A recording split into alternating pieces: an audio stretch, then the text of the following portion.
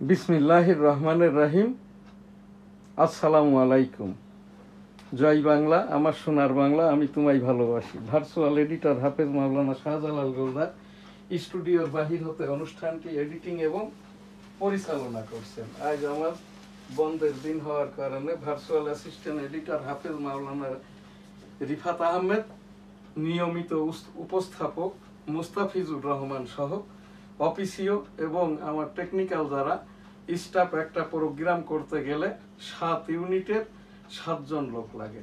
এগুলো আমি ওই যখন দক্ষিণ কোরিয়া, আমেরিকা, গ্রেট ব্রিটেন, চাইনা এইসব দেশে গিয়েছি, ভারত তো আছেই আর কি, সার্ক কান্ট্রি, আমি এইগুলো শিকার সুবাদে একাই আর কি আমি এই অনুষ্ঠানগুলো করতে পারি। এই জন্য মাঝে মাঝে আর কি আমাকে হয়তো ইউটিউবে এই শিডিউল ওয়ারি আর কি প্রোগ্রামগুলো করে নিতে হয়। আজ আমার ভার্চুয়াল এডিটর যে প্রোগ্রামগুলো দিয়েছেন ডেইলি ভিউজ ছাড়াও, এই যে মার্চ মাস চলছে, আজ 21 মার্চ 2025, আমি এম শাহজাহান আলী গোলদার 1971 সালের রণাঙ্গনের 265 দিনের মুক্তিযোদ্ধা। এইটা আমার এই যে মুক্তিযুদ্ধের সনদ।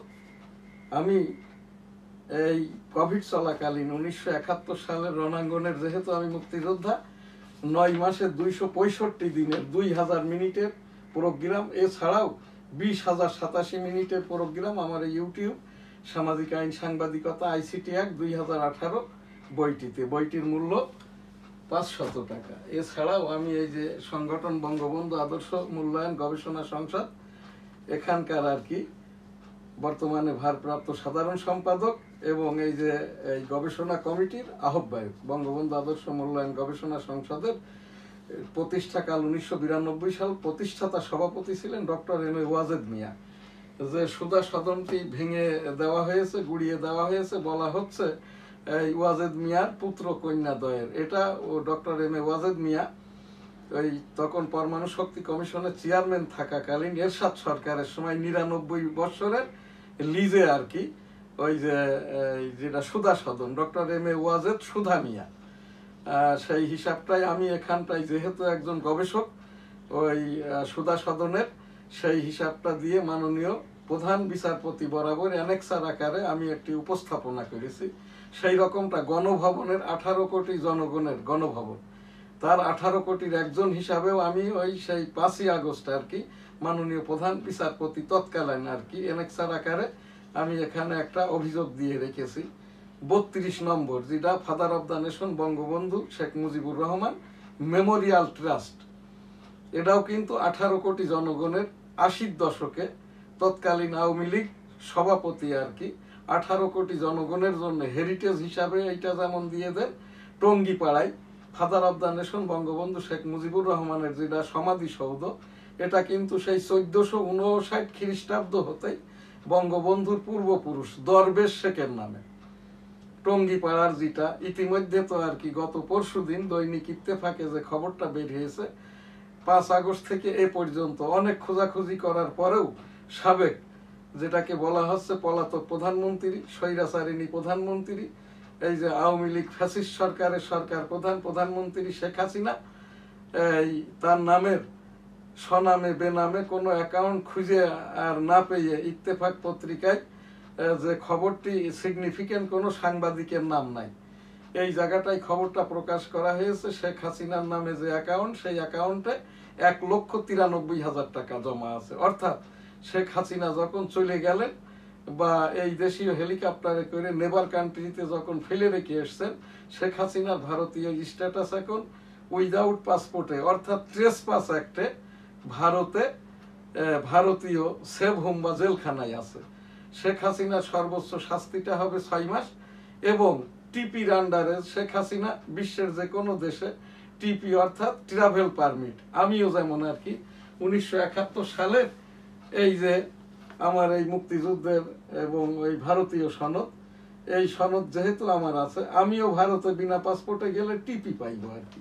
তো এই জায়গাটাই সেই শেখ হাসিনাকে এই দেশে ফেরত আনার জন্য যখন তার নামে ওয়ারেন্ট ইস্যু হয়েছে জিম্মাদার ছাড়া কিন্তু শেখ হাসিনাকে ভারত থেকে এই দেশে আনা যাবে না।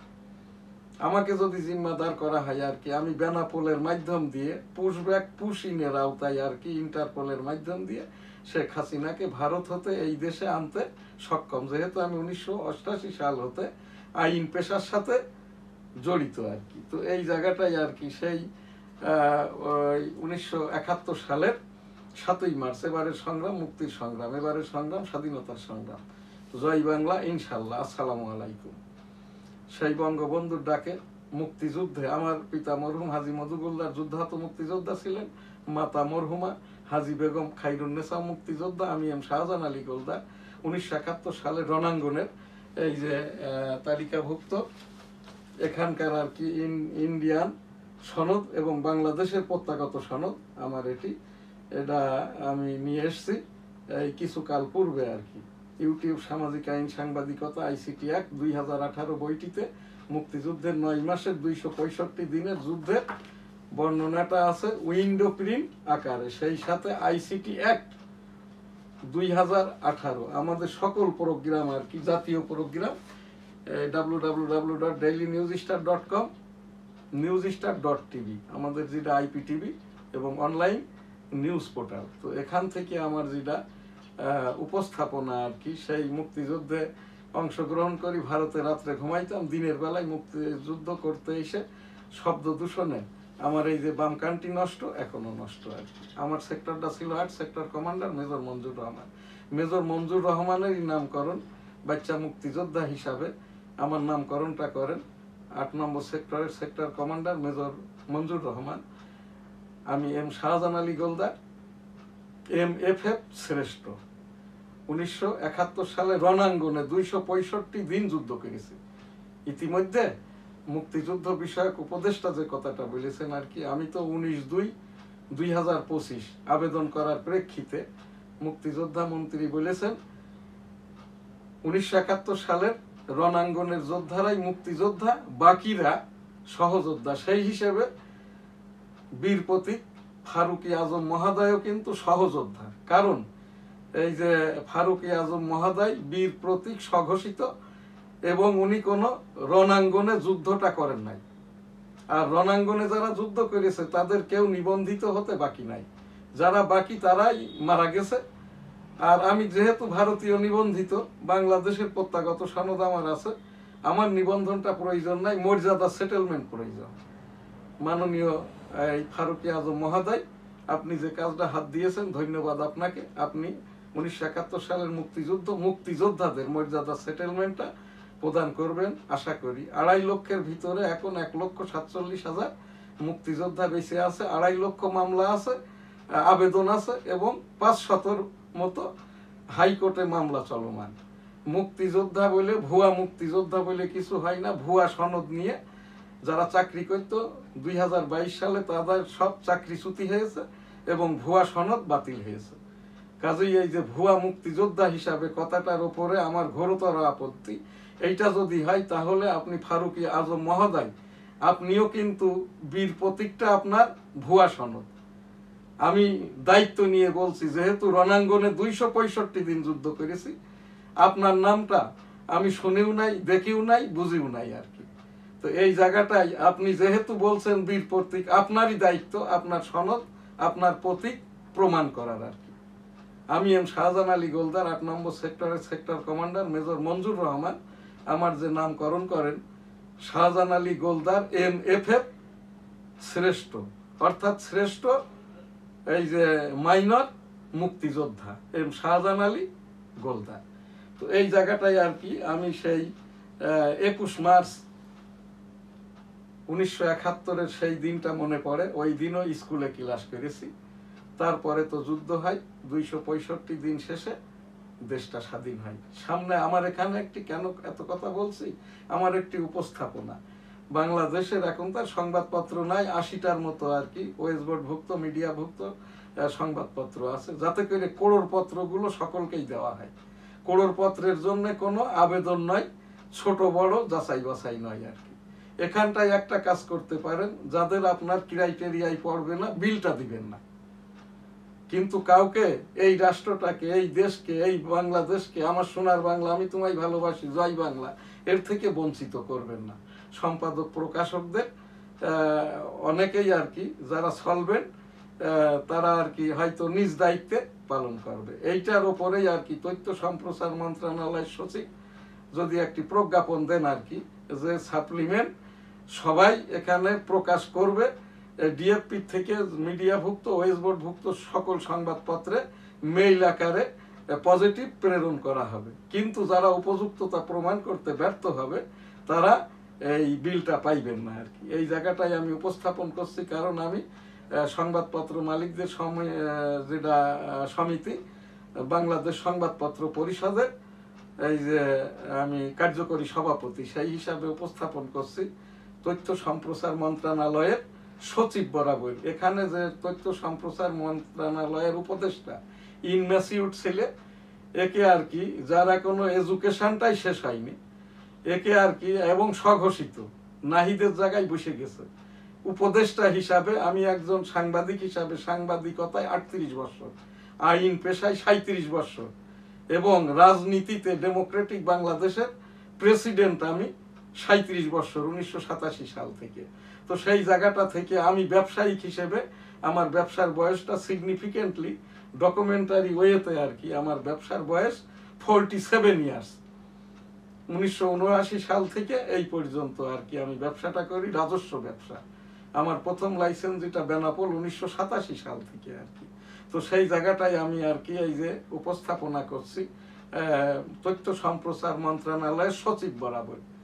আমাদের সকল পত্রিকাগুলোতে আর কি ইতিমধ্যে এই যে মাহফুজ আলম একটি কথা বলেছেন আর কি, উনি সংবাদপত্রের প্রকাশনা নিয়ে কথা বলেছে। এটা গতানুগতিক কথা, এটা হচ্ছে জামাত ইসলামের শিখাই দেওয়া কথা। এই জায়গাটায় সংবাদপত্র, এই প্রচারগুলো, বঙ্গবন্ধুর প্রচারগুলো, স্বাধীনতা দিবস, 21শে ফেব্রুয়ারি, এই বিজয় দিবস, এইগুলোর প্রচার না করা মানেই কিন্তু ওই সেই 1971 সাল, অর্থাৎ এদেশে ওই যে পিস কমিটির সদস্যরা, রাজাকাররা, এরা বলতেন আর কি দেশে গন্ডগোল শুরু হয়েছে। আমারই স্যার, অঙ্কের স্যার মিজান স্যার বলেছিল এই যে 23 মার্চ 1971 তোমাদের ছুটি, দেশে গন্ডগোল হচ্ছে, কবে আর দেখা হবে জানি না, আল্লাহ হাফেজ। সেই মিজান স্যারেরই বাবা গহর মোড়ল, পিস কমিটির মেম্বার, যার নামটা বলা হয়তো এই বিবিসি থেকে, there was and peace committee member, he is Gohar Morol. সেটা হচ্ছে কোথায়, গ্রাম ভিলেজ কাগজপুকুর, এইটা হলো বেনাপোল, যশোর। তা সেই জায়গার থেকে আমার যে অভিজ্ঞতাটা আছে আমি এখানে উপস্থাপন করছি। যেহেতু আমাদের এই সাংবাদিকতা প্রকাশনা আইন, রাষ্ট্রপতির অধ্যাদেশ এবং তথ্য সম্প্রচার মন্ত্রণালয়ের বিধি সম্বলিত, মাননীয় রাষ্ট্রপতি বরাবর উপস্থাপন করছি, যাতে করে এই জাতীয় দিবসগুলোর ক্রোড়পত্র অর্থাৎ সাপ্লিমেন্টগুলো সকল সংবাদপত্রে এই যে দৈনিক, সাপ্তাহিক, পাক্ষিক, মাসিক পর্যন্ত দেওয়া হয়। এই অনুমোদনটা যাদের বিল পাওয়ার যোগ্যতা নাই বিজ্ঞাপন আকারে, তাদেরকে বিল দেওয়া হবে না। কিন্তু আমাদেরকে জাতির এই রকম লগ্নগুলোতে অংশগ্রহণ থেকে বঞ্চিত কেন রাখবেন?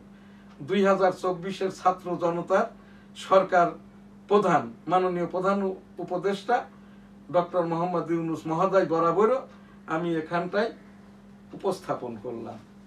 তো এখানে এখন আমার এই আর যেটা উপস্থাপনা, রাজনীতিতে আমি সেই ছাত্রলীগ করতাম, এরপরে তো 1987 সালে এরশাদ বিরোধী আন্দোলনে আমার সংগঠন প্রতিষ্ঠা করি ডেমোক্রেটিক বাংলাদেশ, যার জন্য আমি ইতিমধ্যে ইউরোপ, আমেরিকা সহ এই great Britain, United state of আমেরিকাতে 2001 সালে যাই, অতঃপর একাধিকবার গিয়েছি, গ্রেট ব্রিটেনেও গিয়েছি, চাইনাতে, দক্ষিণ কোরিয়া, তারপরে ভারত, এই যে সৌদি আরব সহ মধ্যপ্রাচ্যের আরো দেশ। তো এখানটা গণতন্ত্র শিখতে যে সময় ব্যয় করেছি। 1996 সালে গণতন্ত্র সংবিধান সংসদ, এর জন্যই আমি স্বতন্ত্র টেবিল প্রতীকে নির্বাচন করি, আমার জামানত বাসে। ওই নির্বাচনটাইও বৈষম্য হয়েছিল। আমার যশোর 1 ন্যাশনাল কনস্টিটিউয়েন্সি 85, 1996 সালের 15 ফেব্রুয়ারি নির্বাচনের রেজাল্টটাও হয় 2 দিন পর। 14 দিনের যে সংসদ বিএনপি, সেখানটাতেও কিন্তু নির্বাচন এবং সংসদেও বৈষম্য হয়েছিল।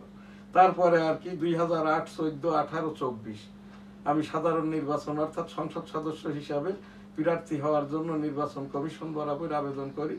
তৎকালীন ওই যে বৈষম্যমূলক নির্বাচন কমিশন 1% ভোটার না হয় আমাকে নমিনেশন ফর্ম দেয় নাই। 2023 সালের জানুয়ারি মাসে বাংলাদেশের রাষ্ট্রপতি পদের জন্য পদপ্রার্থী হয়। ওই নির্বাচন কমিশন জাতীয় আমাকে মনোনয়ন ফর্ম দেয়নি, যার ফলশ্রুতিতে এককভাবে বর্তমান রাষ্ট্রপতি শাহাবুদ্দিন মহোদয়।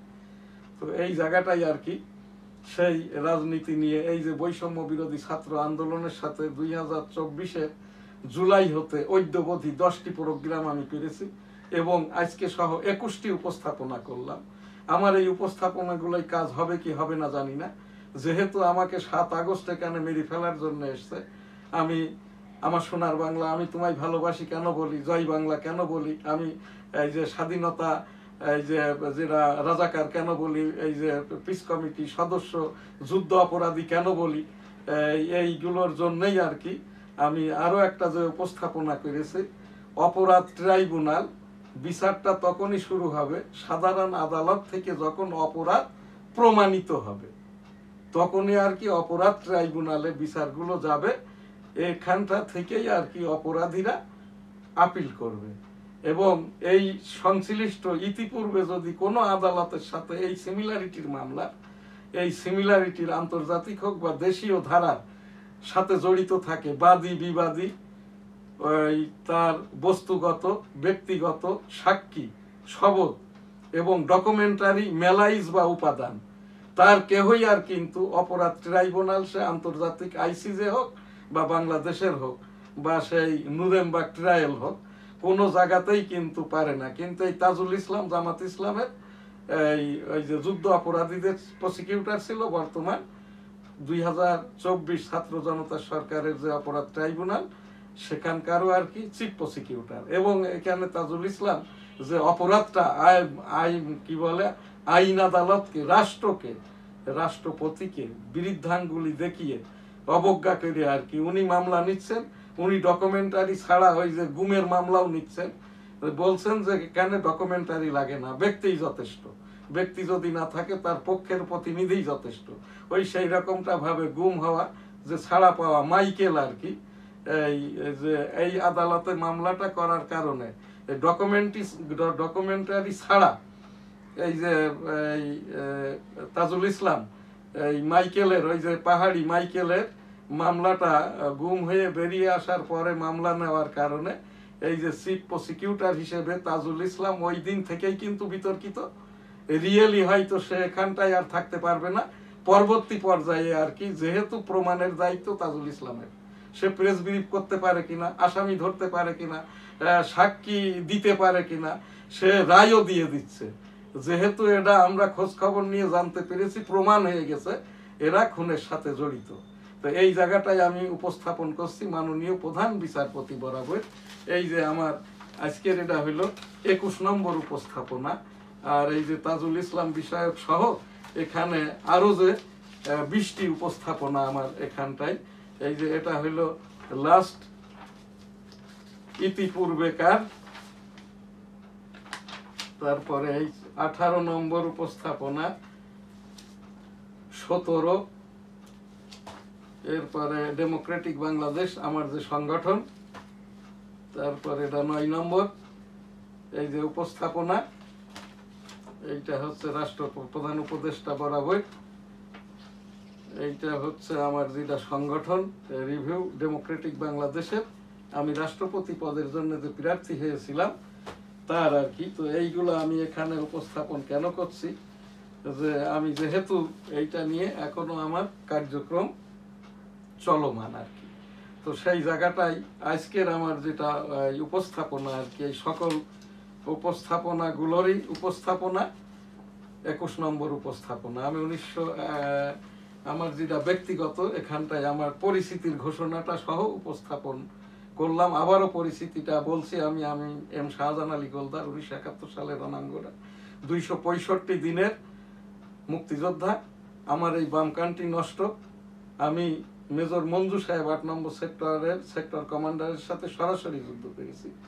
সেই মেজর মঞ্জু সাহেবেরই আমার যে দেওয়া নামকরণ শাহজাহান আলী গোলদার MFF শ্রেষ্ঠ।